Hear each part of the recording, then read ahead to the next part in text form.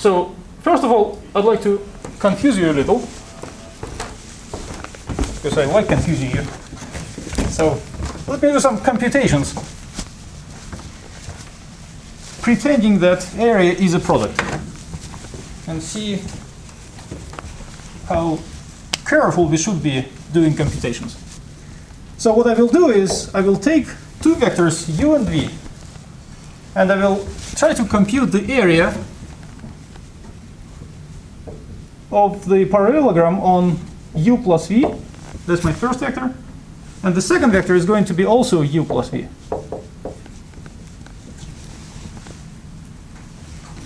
Do you know what that is? The area of parallelogram made on these two vectors. It's 0, right? So we know in advance it's 0. But I will go ahead and proceed with computations using distributivity. So keeping in mind that I'm multiplying that sum by this sum. Can you help me multiply that?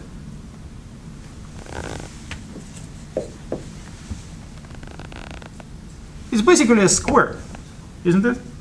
A square of u plus v. So what should it be? U squared plus what? Plus 2 areas of uv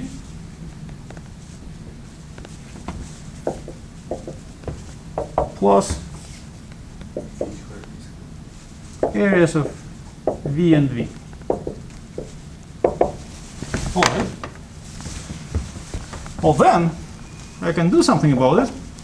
What is area on u and u? That's 0. I don't know what the area of u and v is. I'll just keep it. But the area of v and v is 0. So the whole thing is twice the area on u and v. And you told me in the very beginning that is what? 0. And that means that this area on the vectors u and v is 0. You see, I took two vectors arbitrarily. You can take any two vectors, you make parallelogram on those two vectors, and the area is 0. You see how beautiful the world is over there, abstractly? There is no area. Any area is 0. For a parallelogram, of course. Area of any parallelogram is 0. Isn't that great? So what's wrong with it?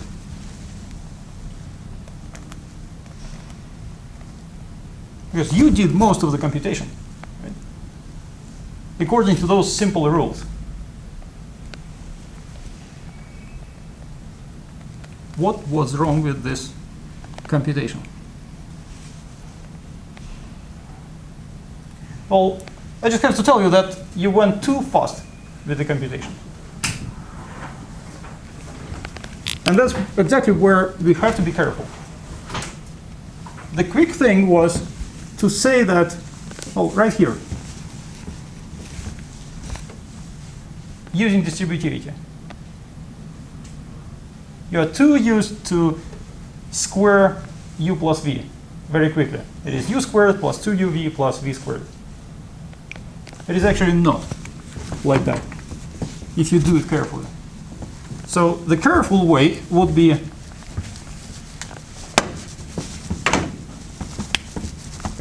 to apply distributivity slowly,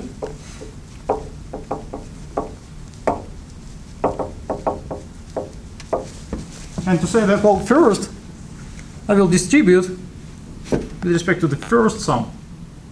So it will be area on u and u plus v plus the area of V and U plus V. Okay, that's legal application of distributivity, right? And then I continue using distributivity for each of those two. And what I get is area on U plus area on U V plus area on V U plus area on V V. Do you see any difference between this and that?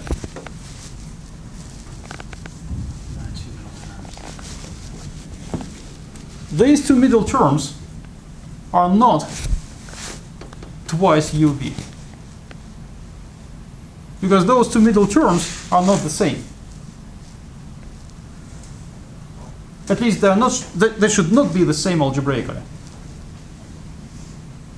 That's exactly the lesson of this quick computation. That's exactly where you should be careful, because you are very, very used to see the product that is commutative. You can change the order of things in any way you like without changing the result. Right? That's what we do with numbers. And for this product, you cannot. It is still a product. You can still think of that as a product using distributivity. But this product, this particular one, is not commutative. And what this computation shows actually is that not twice area of UV equals 0. It shows that area of the parallelogram on U and V plus the area of parallelogram on V and U, the sum should be 0. And that doesn't mean that each of these two terms equals 0. It simply means that this term is equal to negative that term. So the fundamental consequence of this computation is that now you have to face the dilemma.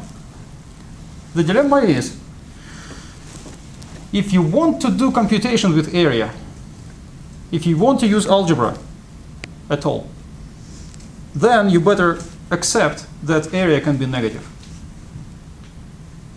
If this term is positive, that must be negative. If that is positive, that must be negative. You accept it and you live with it, and you compute with it. And I will show you what and how quickly you can compute if you allow algebra to enter this geometric picture. And if you are not willing to accept that area can be negative, then you are stuck with this computation telling you that area of anything is 0, and therefore you cannot use very, very simple algebra. So, are you willing to stick with your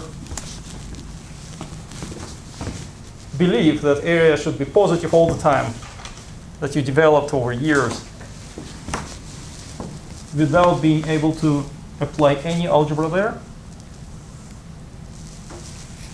Well, I hope you will be willing to enter this world of algebra used in computations.